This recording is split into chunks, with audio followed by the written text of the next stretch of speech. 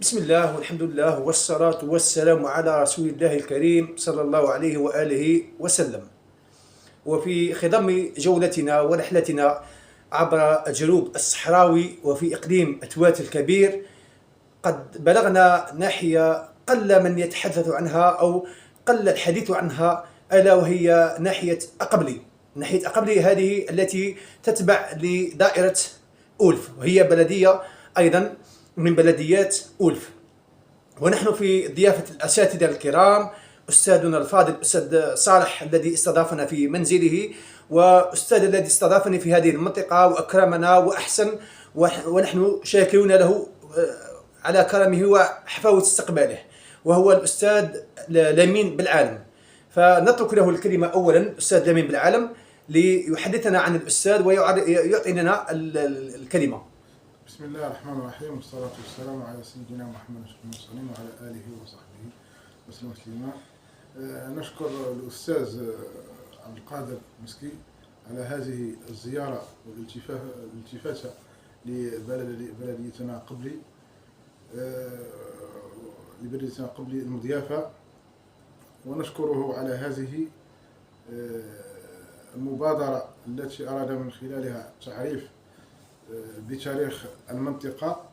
وتاريخ المنطقة هذا يوجد عند أساتذة أمثال صالح ودرن الذي هو باحث وإنسان دائما يريد أن يعطينا الجديد في تاريخ بلديتنا.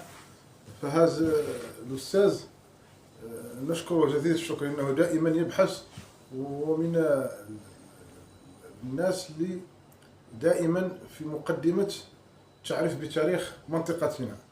الحاج صالح ودرن يعطينا نبذة على بلدية أقبلي من كل النواحي، اقتصادية وتاريخية اجتماعية والثقافية. فلك الكلمة أستاذ صالح، تفضل. نزل شوية باش تبان. تفضل أستاذنا الكريم. بسم الله الرحمن الرحيم، وصلى الله على سيدنا محمد وعلى آله وصحبه ومن سار على دربه إلى يوم الدين. أولا وقبل كل شيء، مرحبا وسهلا بكم. قد فرحت بوجودكم واستضافتكم في بيتي، مرحبا وسهلا. أسعد. لربما أقبلي، إذا تحدثت على أقبلي ربما لا نؤلف كتب. نبدأ بالتسمية أستاذنا الفاضل. أقبلي هي بالمعنى الأمازيغي أقفلي، أقف مش بأقب، أقفلي. وأقفلي بالأمازيغية واد الريح، يعني أو منطقة ريح. وقيل أنها أقبلي أنها أهل توات، هي جاية من جهة القبلة. أهل توات يقولوا يعني جهة أقبلي، يعني جهة القبلة، البلد المقبل على القبلة يعني. ولهذا كان يتوافد إليه الحجيج. كانوا يتوافدون له الحجيج من كل مكان، يعني من ثم ينطلقون من تكرير ومن موريتانيا، من شمال مالي ومن توات ومن شرق المغرب، يلتقون هنا عند الركب النبوي الشريف، ثم ينطلقون الرحلة المباركة، الرحلة المقدسة إلى الحج. وقبلي عنده ارتباطات كثيرة بمنطقة الجنوب، خاصة منطقة أزوار كيدال ومنطقة تمبوكتو، لأن ارتباط العلماء قبلي مع علماء تمبوكتو وعلماء أزوار. من هذا المنطلق توجد كثير من المخطوطات في منطقتنا، يعني هي ارتباطها بعلماء تمبوكتو وعلماء توات. كانت منطقة عبور، سواء كانت معبر للقوافل التجارية والقوافل العلمية وقوافل الحجاج، قوافل الحجية يعني. فكانت يعني عقبلي مركز، يعني مركز ثقافي ومركز علمي، يعني كانت قطب يعني قطب حضاري، يعني بكل ما تحمل الكلمة من معاني فعلا. لأن احنا وجدنا يعني خزائن يعني مملوءة بالمخطوطات، سواء في جميع المجالات، يعني في التاريخ، في الأدب، في الفلسفة، في الرياضيات، في الفلك، في جميع المعلومات. والحمد لله يعني وفقنا مولانا سبحانه وتعالى ان استطعنا ان ننقذ هذه الخزائن وهذه المخطوطات من الضياع.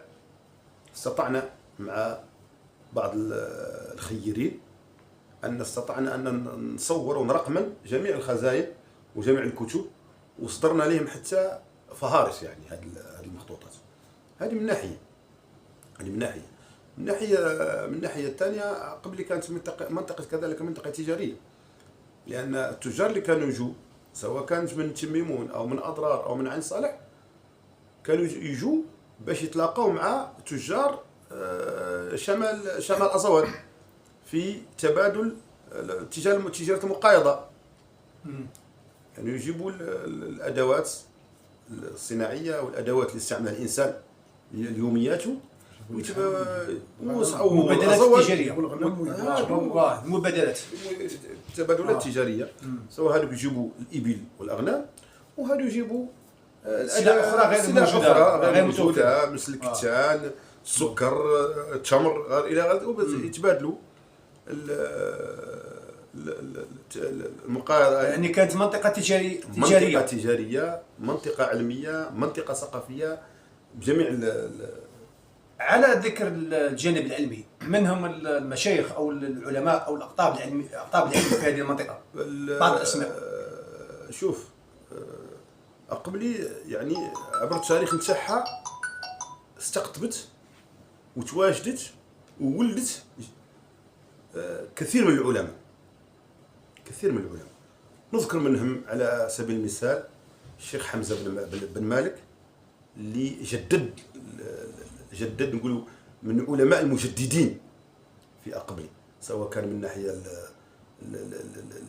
الفهم الفقهي وإلى غير ذلك. بالعالم عبد القادر بو الشيخ باي رحمة الله عليه كان كذلك من العلماء من أجلاء. عبد الرحمن السكوتي أو من لا يخافي المعروف بالسكوتي كان من العلماء الأجلاء. حمزة كذلك العالم عثمان السيوطي كذلك، يعني بعض العائلات اللي تواجدوا فيها علماء يعني، وهذا العلماء خلاوا أثر كبير سواء كان من المخطوطات أو من ما تركوه من آثار كبيرة على المنطقة. يعني خلفوا آثار علمية قيمة جدا، علمية قيمة جدا. وفي الجانب الأدبي مثلا بالنسبة للأدباء أو الشعراء أو شوف بالنسبة للشعراء هنا نذكر عبد الرحمن من لا يخافي المعروف بالسكوتي. هذا إنسان يعني فقيه وعالم وأديب، وترك يعني كثير من من من من من, من, من الأدب الشعري، حتى أنه في المقاومة يعني ترك يعني بعض القصائد. يعني هو عاش فترة المقاومة، في عصر فترة المقاومة 1900 كي جاء الاستعمار ناحية عين صالح وناحية أنغر، كان يحس المجاهدين والمقاومين على تصدي الاستعمار، وترك بعض ذكرهم الشيخ باي رحمة الله عليه في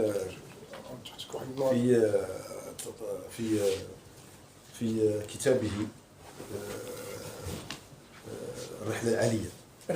صح، موجودة معروف هذا الكتاب من أشهر الكتب ما كتب عن المنطقة. أيوة، هذيك الرحلة العالية يعني الحمد لله رب العالمين. الشيخ رحمة الله عليه الشيخ محمد باي بالعالم لم يترك صغيرة ولا كبيرة إلا ذكرها في كان أيضا شاعر، وكان شاعر وأديب. ترك هذا الكتاب اللي يتكلم على جميع يعني ما موجود في التوات، وخاصة أقبلي شمل جميع التوات، يعني منطقة التوات تذكر التوات، ولكن خاصة أقبلي ذكر منها علماء اللي كانوا في أقبلي والأدباء اللي كانوا في أقبلي والمخطوطات والخزائن المتواجدة في أقبلي. فهذا الكتاب المشهور هو الرحلة العالية للشيخ محمد باي بالعالم. ذكر أيضا لقاءه بعلماء عصره والمواصلات التي تمت بينه وبينه. وإحنا من أعظم العلماء أنا قلت لك المتأخرين عبد القادر بالعالم رحمة الله عليه بو الشيخ باي، كذلك محمد الشيخ باي بالعالم. كان حينوني محمد عبد القادر اللي يقول محمد حينوني محمد عبد القادر اللي تشلى في طمرست طالب تهامي بن عبد القادر، طالب تهامي بن عبد القادر. هذا كان كذلك عالم العلماء. السي محمد مولاي أحمد البريشي القبلاوي كذلك كان عالما معروف، يعني عالم من العلماء الأجلاء، وآخر عمره انتقل إلى منطقة أزوات وبقي هناك حتى وفاته المنية. على المستوى السياحي مثلا، المستوى السياحي نتكلم هذا، تكلمنا مثلا عن القصبات، عن القصور، عن قبلي بالنسبة للسياحة يعني شوف، احنا كنا نصنفوها بالسياحة الدينية، لأن قبلي تنتمي للسياحة الدينية من ناحية أنها زاخرة بالمخطوطات، وكم متواجدة القصبات عندهم تاريخ، يعني على الأقل عندنا 15 قصبة، منها ما اندثر ومنها ما بقي إلى يعني بقيت الآثار نتاعو لحد الساعة. أعطينا بعض كاين قصبة، شوف قصبة تفركرك متواجدة في أركشاش، قصبة ولاد سيدي موسى بزاوية أبي نعامة، قصبة ولاد البكاي متواجدة في زاوية أبي نعامة، قصبة سهل، قصبة ساهل، وقصبة ولاد باهمان متواجدة في أركشاش، قصبة ولاد الحاج الشيخ متواجدة في أركشاش، قصبة أترم اللي متواجدة بين المنصور بين ساهل وأركشاش، قصبة هيبة الله كذلك، وعدة قصبات اللي راهم اندثروا كاع ما بقاوش، ولكن الأسماء نتاعهم متواجدة في طيات المخطوطات وفي الرسومة، احنا كي نقولوا الرسومة يعني المخطوطات. جغرافيا لاحظنا انه هذه المنطقه قبلي فيها العديد من الكتيبات الرمليه او ما يعرف بالعرق، وفيها ايضا يعني القصب. اعطينا نبدا فكره على القصب، علاش داروا مثلا. شوف، هي بالنسبه للتعريه يعني قبلي ماهيش بعيده عن العالم، يعني ماهيش خارجه من العالم الكره الارضيه. قبلي تعرضت نقولوا احنا العوامل الطبيعيه، لان هي اصلا كانت منطقه رعويه بالنسبه للابل، نظرا للجفاف ونظرا للارض، يعني الارض جفت ما بقاش فيها النبات وما بقاش فيها الاخر. العوامل الطبيعيه ادت الى تواجد هذا الكسبان، ومن بعد جات فكره انهم يديروا هذا افراج باش قصب مرتفع، يعني في حواشي في الحواشي مرتفع. هذاك الجريد تاع النخيل مش قصب، هذاك الجريد تاع النخيل يستفوه باش يمنع زحف الرمل والرمل باش تراكم في مكان واحد، ما تزحفش على البيوت وعلى البساتين. فعلا يعني. وزراعيا شوف زراعيا، شوف الماء بالنسبه، شوف كان واحد النشاط في الفلاحه، نشاط مليح، كان نشاط في الفلاحه التقليديه. اليوم الفلاحه التقليديه راهي تعاني، لان المصدر الاساسي للفلاحه التقليديه، المصدر الاساسي تاعو هو الفقاره. اليوم الفقاقير راهي تعاني من الاهمال، تعاني من عدم الصيانه، جفاف، تعادم من جفاف، من العوامل الطبيعيه والعوامل الانسانيه، هي زوج. العوامل الانسان اللي يهملها والعوامل الطبيعيه، لان الارض جفت روحها، الارض نقص فيها الماء، وبالتالي اثر على مردود الزراعه التقليديه. والزراعه التقليديه كذلك كانت فيها واحد الحافز، لان الفلاح كان كي ينتج المنتوج نتاعو التقليدي يلقى السوق نتاعو، دوك السوق اللي كان يعرض فيه ما بقاش، وبالتالي الانسان عزف على انه يخدم، لانه كان تيخدم ما يلقاش وين يبيع المنتوج نتاعو. يعني اصبحت منطقه قبل اصبحت معزوله تماما، بعد ما كانت حاضره علميه وثقافيه وتجاريه. اليوم صبحت قبلي فقدت تلك المكان، ما فقدتها كما فقدوها مدن كثيره. مدن كثيره فقدت مكانتها التجاريه والثقافيه، لان اي بلاد او اي منطقه كانت عباره عن ممر تجاري كانت تنعش، وبمجرد ما يتبدل الطريق التجاري ديك البلاد بطبيعه الحال راح يندثر فيها كل شيء. ومع ذلك يعني تبقى قبل المنطقه المهمشه التي فقدت هيبتها، تبقى خزانه للمخطوطات، وتبقى لها مكانتها التاريخيه العريقه والاصيله، وتبقى شهامه اهلها بكرمهم وحفاوه استقبالهم لم تذهب رغم كل الظروف، رغم كل ربما بعض العوامل السلبية المؤثرة، لكن لم يؤثر ذلك على وجود ساكنتها وطيبتهم و يعني حسن أخلاقهم وكرمهم. وهذا من طبيعة ساكنة الصحراء الذين يرحبون بالضيف أيما ترحاب، ويرحبون بكل زائر، ولا يمتنعون لحظة عن تقديم المساعدة.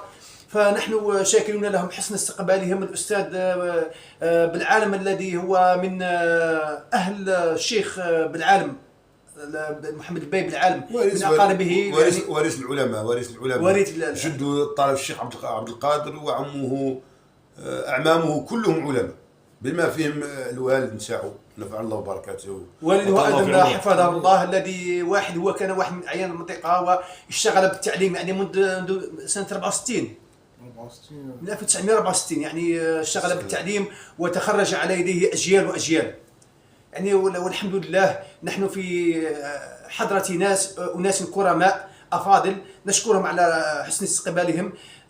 متابعون الأفاضل، كانت هذه لمحة بسيطة جدا كما أشار الأستاذ. لو شئنا التحدث عن هذه أقبلي لألفنا كتبا وكتبا كما أشار، ولكن أردنا فقط أن نعطي لمحة بسيطة جدا عن هذه المنطقة، عن هذا التراث، وأن ننفض الغبار عن منطقة ربما الكثير من يسمع بأقبلي ولا يعرفها، أو لا يتبادر إلى ذهنه أي فكرة. إذن ها نحن أمطنا اللثام عن منطقة أقبلي لتكون لنا وقفة مع مناطق أخرى إن شاء الله من مناطق الصحراء الجزائرية العظيمة، الصحراء الجزائرية الجزائر العظيمة بسياحتها. فالصحراء قبلة للسياح وليس قبلة لمن يريد أن يفر. ونحن فررنا من جو البحار يعني إلى الصحراء الماتعة. الجولة هذه في الحقيقة هي جولة ماتعة عظيمة جدا، وأمتعنا بها كرم أهلها. إذا شكرا لكم وشكرا لكل من سيستفيد من هذا الفيديو، ونطلب من كل من سيتابع هذا الفيديو أن يدعو بكل الخير لأهالي هذه المنطقة ولأهليهم وذويهم. بارك الله في الجميع، والسلام عليكم. جزاك الله خير، مرحبا وسهلا.